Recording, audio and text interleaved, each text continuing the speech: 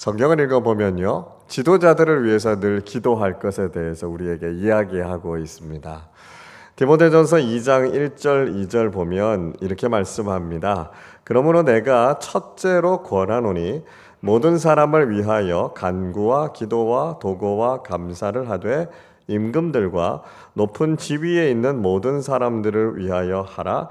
이는 우리가 모든 경건과 단정함으로 고요하고 평안한 생활을 하려 함이라. 이렇게 말씀하고 있습니다. 사도 바울이요, 특별히 다른 사람들을 위해서 기도할 것을 부탁하면서 임금들과 높은 지위에 있는 사람들, 지도자들을 위해서 기도할 것을 특별히 부탁하고 있습니다. 자, 왜 지도자들을 위해서 기도해야 될까요? 이렇게 물을 때 바울은 분명히 이야기하죠. 경건하고 단정한 가운데 우리의 삶이 고요하고 평안해지기 위해서는 지도자들을 위해서 기도해야 된다라고 하는 것입니다. 여러분, 그렇지 않습니까? 지도자들, 대통령과 정치인들이 나라를 잘 다스려야 나라가 평안하지요. 어지럽지 않고 서민들이 그래도 살만하지 않습니까? 근데 정치가 제대로 되지 않으면 어떻게 됩니까? 나라가 혼란하고 어지러워서 살기 힘들고요. 그렇지 않아도 팍팍한 서민들의 삶에 정말 소망이 없습니다. 그래서 지도자들이 잘 다스릴 수 있도록 기도하는 것, 그게 우리의 삶에도 직접적으로 영향을 미친다는 거예요. 자, 그러니까 사실 지도자들을 위해서 기도한다라고 하는 건 우리 자신을 위해서 기도한다라고 하는 것과 다르지 않다라고 하는 걸 우리가 알게 되는 것이죠. 자, 좀 더 나아가서요. 어느샌가 우리가 알지 못하는 가운데 우리가 이미 지도자의 위치에 올라 있는 경우들이 많이 있다는 거예요. 그래서 어떤 리더십 전문가는 그런 이야기를 합니다. 이 세상을 살아가는 아무리 소극적이고 아무리 수줍어하는 사람이라 할지라도 평생을 사는 동안 1만 명 이상의 사람들에게 영향력을 미치면서 살아간다. 그렇게 이야기합니다. 뭘 1만 명이나 되는 사람들에게 우리가 영향을 미칠 수 있습니까? 그거 아닙니다. 이렇게 말씀하실 수도 있을 거예요. 리더 이런 이야기하면 많은 분들이요, 나하고는 별로 상관없는 이야기입니다. 이렇게 단정 짓는 분들이 있습니다. 정말 그럴까요? 여러분 한번 예를 들어서 생각해 보시죠. 자, 이런 예를 한번 들어볼게요. 어떤 분이요, 주민센터에서 복지 담당하는 공무원으로 평생을 섬기신 분이 있다고 한번 생각해 보시죠. 사실 이제 이런 일은 대외적으로 뭐 굉장히 큰 성과를 남긴다거나 굉장히 큰 업적을 이루는 뭐 이런 일은 아니잖아요. 오히려 그냥 조용하게 있으면서 우리 주변에 어떤 분들이 힘든가, 어떤 분들이 도움이 필요한가 이렇게 살펴보고 또 필요한 도움들, 필요한 일들을 이렇게 도와드리는 그런 역할을 하시는 분들이잖아요.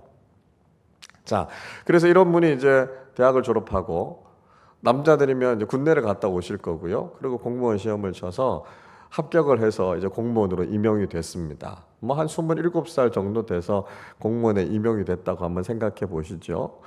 공무원들 정년이 이제 보통 60세 정도 되니까요. 평생을 섬기면 한 33년 정도 일하시게 됩니다. 자, 주 5일을 근무하니까요. 1년 동안 대략 한 250일 정도 근무하시게 됩니다. 하루에 민원인들이 그분께 한 5분 정도 찾아오신다고 생각해 보면 1년이면 1250명의 민원인들을 만나시게 되는 겁니다. 33년을 성실하게 봉사하셨다면 41,250명, 4만 명이 넘는 민원인들을 만나서 그분들의 삶의 어려움이 뭔지를 얘기를 듣고 그분들의 삶의 문제를 해결하고 그분들의 삶에 영향을 미칠 수 있게 된다는 것이죠. 그러니까 여러분, 엄청나게 많은 분들에게 영향을 미치는 삶을 살 수 있다는 거 아닙니까? 또 만약에 그분이요, 신앙생활을 한다고 하면 교회를 통해서도 그렇게 영향을 미칠 수 있는 사람들이 생기겠죠. 무슨 동호회 활동을 한다고 하면 그 모임 속에서도 영향을 미치겠죠. 무슨 기관이나 NGO 단체 같은 데서 봉사활동을 하시는 분이면 또 더 많은 분들에게 그런 영향을 미치지 않겠습니까? 제가 지금 무슨 말씀을 드리는 걸까요? 여러분, 우리가 인식하고 있는 것보다는 우리가 훨씬 더 리더의 위치에 서서 그런 영향력을 미치고 있을 가능성이 많다는 것입니다. 자, 그러니까요, 우리 스스로에게 물어봐야 되는 거예요. 우리는 리더로서, 특별히 영적인 리더로서 어떤 모습으로 살아가고 있습니까? 우리는 영적인 리더로서 성숙한 모습을 가지고 올바른 삶을 살아가고 있습니까? 우리가 사람들에게 영향력을 미칠 텐데요. 우리가 사람들에게 좋은 영향력을 흘려가고 하고 있는 그런 좋은 영적인 리더가 되어 있습니까? 우리가 정말 건강하고 좋은 영적인 지도자로서 서 있는가? 이건 우리 모두가요, 스스로에게 질문해 보아야 할 문제다라고 하는 것이죠. 오늘 우리는 말라기서 2장의 말씀을 읽었습니다. 말라기서 2장의 말씀은 오늘 특별히 레위 사람들을 향해서 주고 계시는 하나님의 말씀입니다. 레위 자손이라고 하는 사람들은 하나님 섬기는 사람들이잖아요. 특별히 레위 자손들 가운데 제사장들이 있어서 하나님을 섬기는 영적인 지도자 그룹들에게 주신 말씀이에요. 근데 문제가 뭐냐 하면 이 영적인 지도자들이 하나님을 제대로 섬기지 않고 하나님을 영화롭게 하지 않아서 하나님께서 화가 아주 단단히 나셨습니다. 자, 오늘 본문 앞쪽에 있는 2절을 보십시오. 만군의 여호와가 이르노라 너희가 만일 듣지 아니하며 마음에 두지 아니하여 내 이름을 영화롭게 하지 아니하면 내가 너희에게 저주를 내려 너희의 복을 저주하리라. 내가 이미 저주하였나니 이는 너희가 그것을 마음에 두지 아니하였음이라 말씀합니다. 자, 특별히 지도자들에게 하나님의 말씀을 잘 따르고 영적인 지도자들이 잘 모범적인 삶을 살아가서 그들을 통해서 하나님께서 영광을 받으시기를 원하시잖아요. 그런데 그 지도자들이 하나님의 말씀에 순종하지 않았고요, 하나님을 영화롭게 하지도 않았다는 거예요. 그래서 하나님께서 화가 나셨고요, 그래서 그들에게 가야 할 복을 이미 저주로 바꾸셨다고요. 그들은 복받을 대상이 아니라 심판의 대상이 되고 말았다라고 하는 것을 하나님께서 말씀하시는 거죠. 3절은요 좀 더 적나라하게 이렇게 말씀하십니다. 보라, 내가 너희의 자손을 꾸짖을 것이요 곧 너희 절기의 희생의 똥을 너희 얼굴에 바를 것이라. 너희가 그것과 함께 제하여 버림을 당하리라.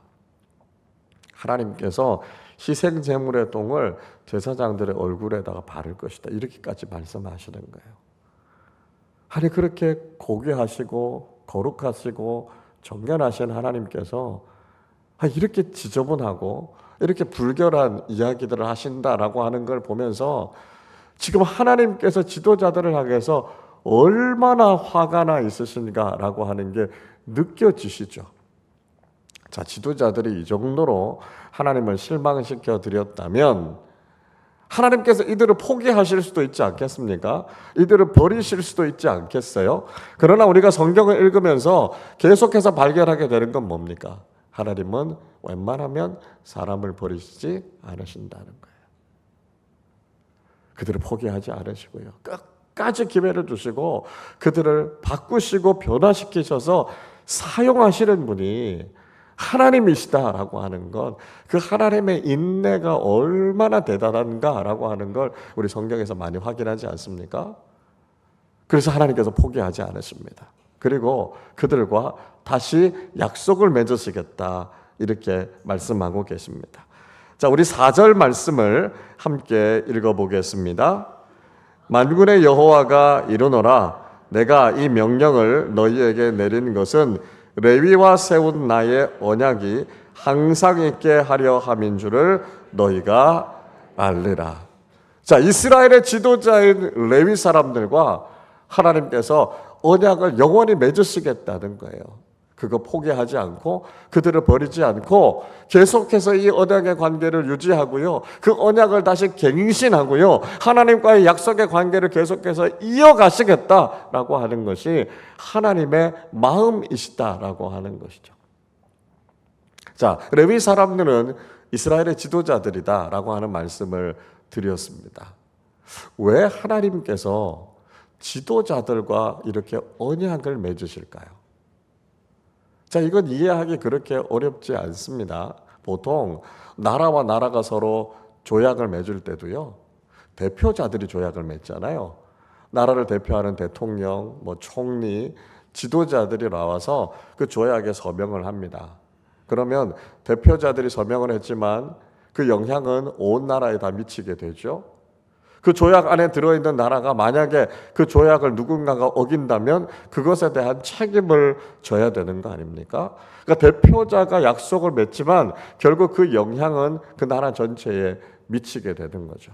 자, 그래서 지도자들과 하나님께서 약속을 맺으시는 겁니다. 지도자들과 약속을 맺었지만 지도자는요, 일단 그 약속을 신중하게 맺어야 돼요. 왜냐하면 그 약속의 내용이 뭔지 알아야 될 거 아닙니까? 이게 국익에 도움이 되는 것인지, 이게 혹시 불공평한 조약은 아닌지 내용을 잘 알고 맺어야 되죠.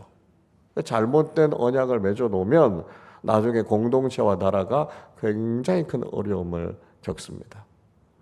예를 들면 1905년에 맺었던 을사늑약 같은 거 여러분 아시잖아요. 대한제국의 외교권을 박탈하기 위해서 일본과의 불평등한 조약을 우리가 맺지 않았습니까? 그거 불평등한 조약인 줄 아는데 나라가 힘이 없어서 우리가 어쩔 수 없이 그런 조약을 맺게 됐고요. 그것이 우리나라 민족에게 얼마나 큰 피해가 됐습니까? 그러니까 지도자들은 사실 그것이 어떤 언약인가라고 하는 걸 알고 맺어야 된다라고 하는 것이죠. 자, 그러면 하나님께서 레위와 맺으려고 하셨던 언약은 어떤 언약이었습니까? 자, 오늘 5절 말씀을 우리 같이 읽어보도록 하겠습니다. 레위와 세운 나의 언약은 생명과 평강의 언약이라. 자, 이 상반절 말씀만을 같이 읽겠습니다. 그들과 맺은 언약이 생명과 평강의 언약이다. 그렇게 말씀하고 있습니다. 자, 레위 사람들, 앞에서 제가 말씀드렸던 것처럼 이 레위 사람들은 이스라엘의 영적인 지도자들을 의미하고 있습니다. 구약시대 때는요, 율법이 워낙 엄격하니까요, 제사장 가문에서만 제사장들이 나옵니다. 그리고 레위 사람들 중에 성전을 섬기기로 여러 가지 직책을 맡은 사람들만 그 일을 할 수 있었어요. 그러니까 영적인 지도자가 딱 정해져 있었습니다. 그리고 그 일을 어기게 된다라고 하는 것은 굉장히 심각하게 율법을 어기는 일이니까요, 그런 일을 할 수가 없었다라고 하는 것이죠. 자, 그런데 신약 시대에 들어오면 이게 달라지게 됩니다. 제사장 가문에서만 제사장이 나오는 것이 아니라 영적인 제사장으로서 역할을 할 수 있는 사람들은 예수 그리스도를 믿는 사람들이 다 이런 영적인 지도자로서의 역할을 할 수 있게 된다는 것이죠. 그러니까 제사장 가문 출신들만 지도자가 되는 것이 아니라 누구든지 예수 그리스도를 믿고 주님께서 세워주신 사람들은 다 영적인 지도자로 쓰임받을 수 있게 된다는 것이죠. 신학적으로 이걸 가리켜서 만인 제사장설이라고 이야기합니다. 제사장 가문에서만 제사장이 나오는 것이 아니라 하나님께서 세워주신 사람은 제사장이고 영적인 지도자가 된다는 것이죠. 자, 그래서 히브리서 10장 19절은 이렇게 말씀합니다. 그러므로 형제들아, 우리가 예수의 피를 힘입어 성소에 들어갈 담력을 얻었나니, 그렇게 이야기합니다. 예수 그리스도의 보혈을 통해서 제사장들과 레위인들에게만 주어졌던 그 영적인 지도자로서의 자격이 모든 그리스도인들에게 다 주어졌다라고 하는 것이죠. 사도 베드로는요, 베드로전서 2장 9절을 통해서 우리의 바뀐 정체성에 대해서 이렇게 이야기하고 있습니다. 그러나 너희는 택하신 족속이요 왕 같은 제사장들이요 거룩한 나라요 그의 소유가 된 백성이니 이는 너희를 어두운 데서 불러내어 그의 기이한 빛에 들어가게 하시니에 아름다운 덕을 선포하게 하려 하심이라 말씀합니다.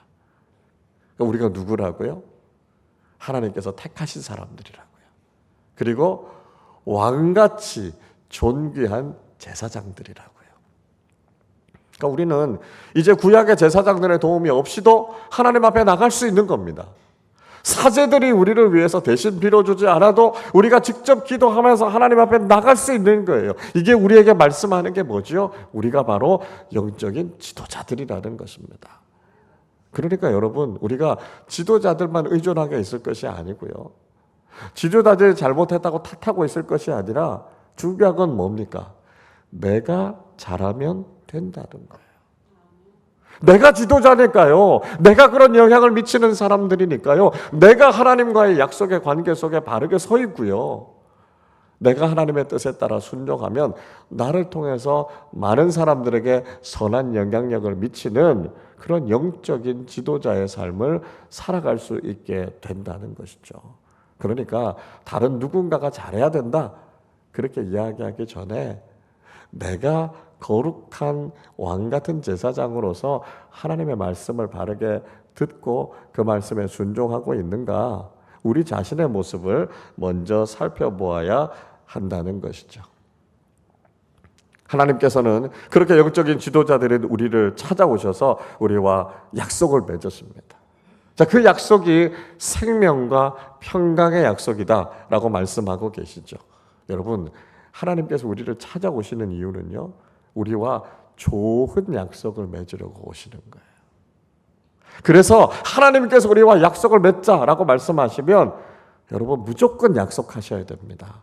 왜냐하면 그게 우리에게 너무너무 좋은 약속이기 때문에 그래요. 세상 사람들이 가끔 찾아와서 우리와 약속을 맺자, 돈을 벌게 해주겠다, 이익이 있게 해주겠다라고 하는 사람들 대부분은 보면 거짓말이잖아요. 사기를 치려고 하는 것이잖아요. 그러나 하나님께서 우리에게 오셔서 약속하자라고 하시는 것은 우리에게 가장 좋은 것을 주시겠다라고 하는 약속입니다. 그래서 하나님께서 우리와 맺으신 이 새로운 언약을 가리켜서 뭐라고 이야기합니까? 복음이라 그러잖아요. 세상이 절대로 줄 수 없는 복된 소식, 이 복음을 우리에게 들려주시는 거 아닙니까? 그래서 우리는 무조건 하나님과 약속을 맺어야 돼요. 하나님과 약속의 관계에 들어가는 게 이렇게 큰 축복이라는 것이죠. 하나님께서 우리와 맺으시는 약속을 그래서 오늘 본문에서는 두 가지로 설명해 주고 있습니다. 자, 우선 하나는요, 하나님께서 우리와 생명의 언약을 맺으셨다라고 하는 겁니다. 생명의 언약. 다시 말씀드리면 우리 안 죽는다는 거예요. 우리가 육신의 죽음을 경험하긴 하겠지만 그게 끝이 아니고요. 우리는 영원히 살 사람들이다라고 하는 것이죠. 여러분, 죽지 않고 산다라고 하는 것이 우리에게 얼마나 큰 축복입니까? 우리 인생의 결론이요, 죽음을 향해서 가고 있는 것이라면 우리의 삶이 얼마나 절망적이고 얼마나 불행해지겠습니까? 인류 역사상 최연소 살인자가요 10살이라 그래요. 10살. 여자아이인데요, 메리 플로라 벨이라고 하는 10살짜리 아이가요 사람을 열어 죽였습니다. 얼마나 비극적인 사건이에요. 이 아이가 재판을 받는데요, 비록 어린 나이지만 죄질이 너무 무거운 거예요. 그래서 이 아이에게 종신형을 선고했습니다. 그 법정에서 종신형을 받고 나오는 이 아이가 뭐라고 이야기했는지 아십니까? 아니, 살인이 왜 그렇게 나쁜 거예요? 어차피 사람은 죽을 텐데요. 이렇게 이야기했다는 거예요. 끔찍한 거죠, 여러분. 사람이 결국 죽게 될 텐데 그 사람이 좀 일찍 죽었다고 해서, 내가 그 사람을 죽였다고 해서 그게 뭐 그렇게 큰 잘못이에요? 이렇게 이야기한다는 거예요. 여러분, 사람이 결국 죽는다라고 하는 것이 이렇게 무섭고 이렇게 비극적인 겁니다. 근데 우리 주님 예수님께서 오셔서요, 우리 죽지 않는다고요, 우리 영원히 살 것이라고요 우리에게 약속해 주셨어요. 얼마나 좋은 약속입니까? 우리 얼마나 행복한 사람들입니까? 이게 바로 생명의 언약입니다. 자, 다른 하나는요, 하나님께서 우리와 평강의 언약을 맺으셨다는 거예요. 우리의 삶에 세상이 줄 수 없는 참된 평안을 주셨다는 거죠. 세상 살아가는 많은 사람들이 지금도 불안해하고 두려워하고 염려와 걱정 속에서 살아가고 있습니다. 왜 그럴까요? C.S. 루이스 같은 사람은요, 이걸 가리켜서 죽음의 증상이다, 그렇게 이야기했어요. 이 죽음의 문제를 해결하지 못하면 오늘 내가 살아 있어도요, 건강해도요, 돈을 많이 가져도요, 성공해도요, 걱정과 염려와 불안이 떠나가지 않는다는 거예요. 왜요? 결국 결론이 죽음으로 끝나기 때문에 그렇습니다. 그러나 우리가 천국에서 영원한 생명을 누리게 된다는 것을 알면 걱정과 근심은 사라지고요, 세상이 알 수 없는 평안과 기쁨이 우리의 삶에 임하게 되는 거 아닙니까? 때로 우리가 병에 걸릴 수도 있고요, 사업에 실패해서 망할 수도 있고요, 자녀들이 시험에서 떨어질 수도 있고요, 사기를 당할 수도 있어요. 그러나 우리의 결론이 하나님의 나라에서 누리는 영원한 생명이고 축복임을 안다면 우리는 절대로 절망하지 않는다는 것이죠. 그리고 이 평안과 이 평강을 누리게 된다는 것이죠. 여러분, 이것이 얼마나 놀라운 축복입니까? 자, 하나님께서 우리에게 이 약속을 주고 계신 이 언약을 맺고 있는 이유가 무엇일까요? 왜 하나님께서 우리에게 이런 생명과 평강의 언약을 주시겠습니까? 우리 5절 하반절부터 6절까지의 말씀을 함께 읽도록 하겠습니다. 내가 이것을 그에게 준 것은 그로 경외하게 하려 함이라. 그가 나를 경외하고 내 이름을 두려워하였으며 그의 입에는 진리의 법이 있었고 그의 입술에는 불의함이 없었으며 그가 화평함과 정직함으로 나와 동행하며 많은 사람을 돌이켜 죄악에서 떠나게 하였느니라. 아멘. 왜 하나님께서 이 약속을 우리와 맺으십니까? 그 이유는 하나님을 경외하기 위해서다 말씀하고 있습니다. 경외한다라고 하는 히브리어 단어 모라라고 하는 말은요, 그냥 두려워하는 정도가 아니에요. 우리가요, 인격적으로 최고의 존재를 만나는 거예요. 그래서 그분을 우리가 존경하고 높여드리고 그분을 최고의 가치로 여기고 우리가 할 수 있는 모든 것을 그분께 드린다는 거죠. 그분의 말씀에 순종하고 복종하고요, 그 좋으신 분과 함께 동행하는 삶을 산다는 거예요. 그게 바로 경외하는 삶이라는 거죠. 자, 그렇게 살아가는 사람들은요, 하나님의 말씀에서부터 벗어나지 않는다는 거예요. 하나님과 동행하기를 기뻐한다는 거예요. 하나님 앞에서 화평하고 정직한 삶을 살아간다는 것이죠. 나만 그렇게 살아가는 것이 아니고요, 많은 사람들에게도 이 좋은 생명의 길, 이 좋은 진리의 길을 가르쳐주고 전하고 함께 그 길을 걸어가게 된다는 거예요. 얼마나 좋은 길입니까? 우리에게 주신 얼마나 놀라운 축복입니까? 그러니까 우리가 왜 하나님을 떠나겠어요? 우리에게 가장 좋은 것을 주시는 하나님과 함께 동행하고 또 많은 사람들을 그 길로 함께 걸어가게 하는 것, 그것이 바로 하나님과 이 언약을 맺은 사람들이 살아가는 삶의 방식이라는 것입니다. 자, 그런데 문제가 뭘까요? 하나님께서 이렇게 좋은 약속을 맺어 주셨는데 이스라엘의 지도자들이 그 언약에 충실하지 못했다는 것입니다. 그 언약이 얼마나 좋은 언약인지 알지 못했고요, 그 약속에 신실하게 살아가지 못했다라고 하는 것이죠. 자, 우리 7절 말씀을 같이 읽도록 하겠습니다. 제사장의 입술은 지식을 지켜야 하겠고 사람들은 그의 입에서 율법을 구하게 되어야 할 것이니 제사장은 만군의 여호와의 사자가 됨이거늘. 자, 이 약속을 맺은 영적인 지도자들은요, 이렇게 살아야 된다는 거예요. 제사장들은요, 누구보다도 하나님 아는 지식이 많아야 된다는 거예요. 사람들이 하나님에 대해서 궁금해하면, 아, 우리 하나님은 이런 분이십니다, 거룩한 지식을 갖고 있어야 되겠죠. 하나님의 말씀이 뭘까요? 제가 어떻게 살아야 될까요? 하나님께서 당신이 이렇게 살기를 원하십니다. 그렇게 하나님의 말씀을 전하고 가르치는 사람들이 되어야 된다라고 하는 것이죠. 자, 이렇게 하나님에 대해서 알고 하나님의 말씀에 대해서 정통해지면 뭐라고 불리게 된다고요? 만군의 여호와의 사자가 된다고요.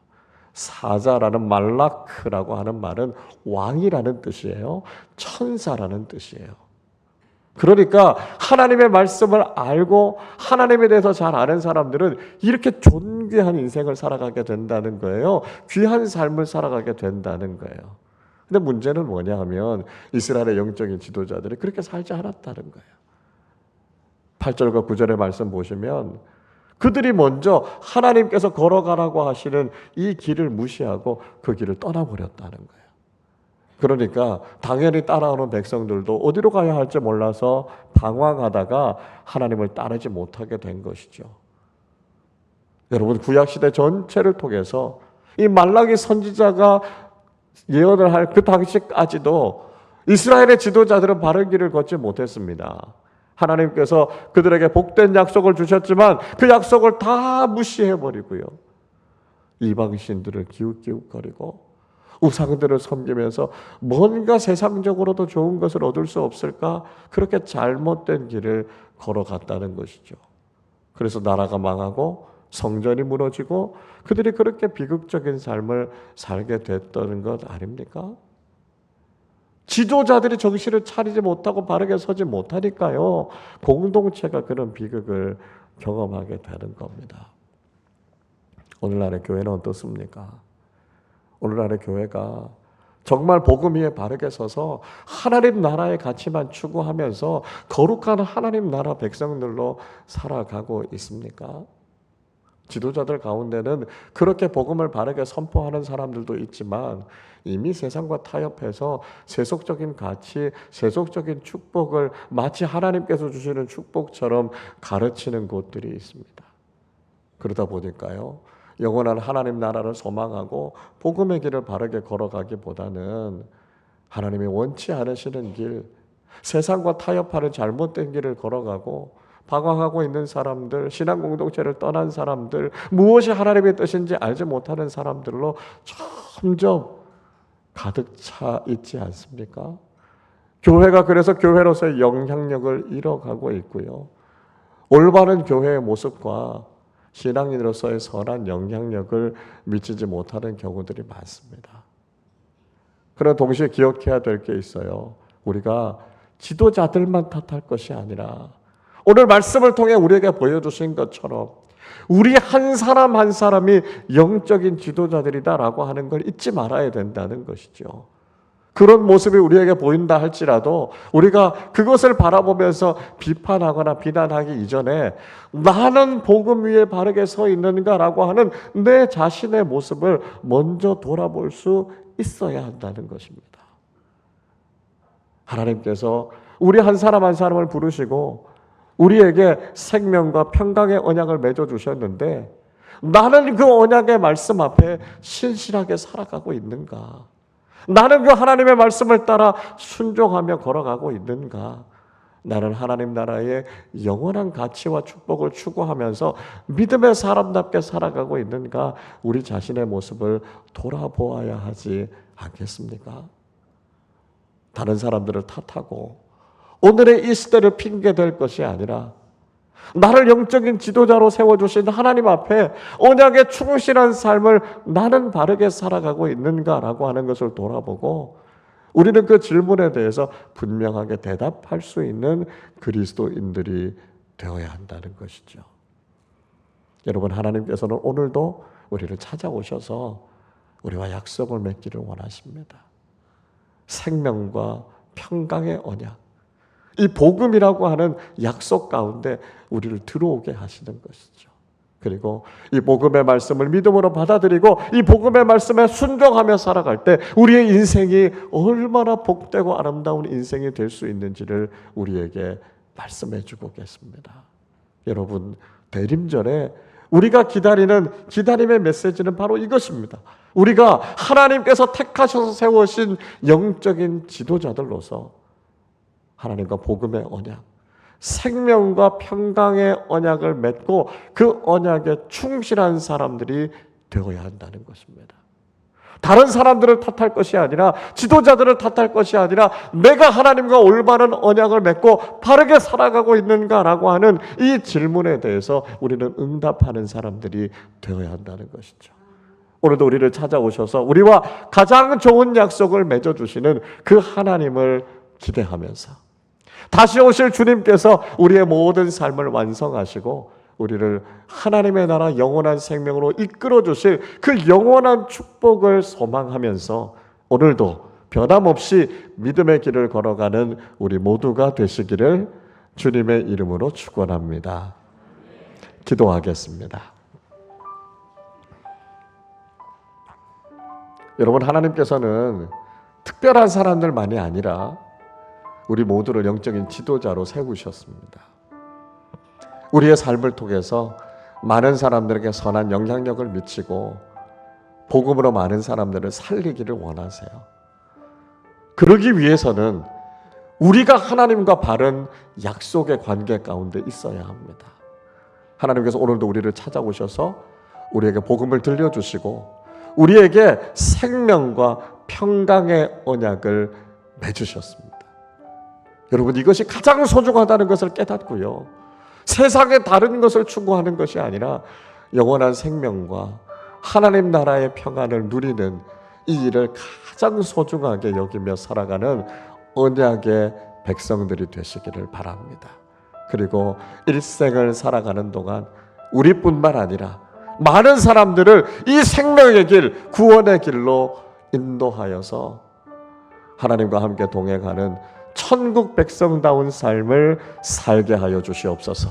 우리 말씀을 생각하며 함께 합심으로 기도하겠습니다. 하나님 아버지, 감사합니다. 오늘 하나님께서 우리를 찾아오셔서 맺으시는 이 언약의 소중함에 대해서 우리에게 깨닫게 해주심을 감사합니다. 하나님 아버지, 우리에게 주신 이 놀라운 약속이 얼마나 복된 약속인지를 깨닫게 하여 주시고 하나님과의 약속을 신실하게 지키며 살아가는 언약의 백성들 되게 하여 주시옵소서. 하나님 아버지, 세상이 우리에게 줄 수 없는 영원한 생명과 참된 평강을 하나님께서 우리에게 주시오니 우리가 복음을 믿고 이 복음의 길을 걸어 하나님께서 우리에게 주시는 참된 축복과 하나님 나라의 소망을 누리며 살아가는 사람들 되게 하여 주시옵소서. 하나님 아버지, 세상의 그 무엇보다도 하나님과 맺는 이 언약의 약속이 가장 소중함을 깨닫고 하나님과의 약속 가운데서 하나님의 언약을 잘 지키며 살아가는 사람들 되게 하여 주옵소서.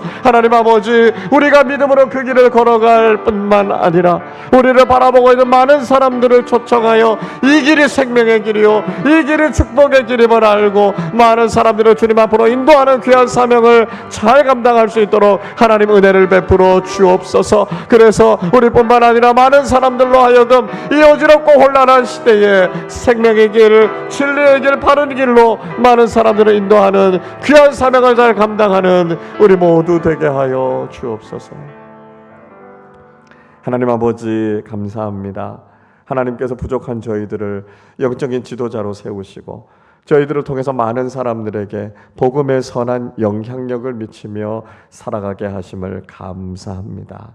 하나님, 오늘의 현실을 바라보면서 다른 사람들을 탓하거나 지도자들을 비판하는 데 머물지 않게 하여 주시고 하나님께서 나를 영적인 지도자로 세워주셨으니 하나님과 올바른 약속의 관계 속에서 내가 올바른 그리스도인으로 언약의 신실한 하나님 나라 백성들로 바르게 살아가게 하여 주옵소서. 그래서 하나님께서 우리에게 주시는 영원한 생명, 참된 평강을 누리게 하여 주옵소서. 세상의 다른 가치를 추구하며 살아가는 것이 아니라 하나님 나라 가치를 추구하며 살아가게 하여 주시고 지금도 길을 잃고 방황하고 있는 많은 사람들에게 이 길이 생명의 길이요 이 길이 구원의 길이며 이 길이 참된 평강의 길임을 많은 사람들에게 전하게 하여 주셔서 많은 사람들을 주님 앞으로 영원한 생명으로 인도하는 귀한 사명 잘 감당하게 해 주옵소서.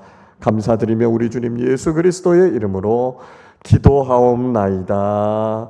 아멘.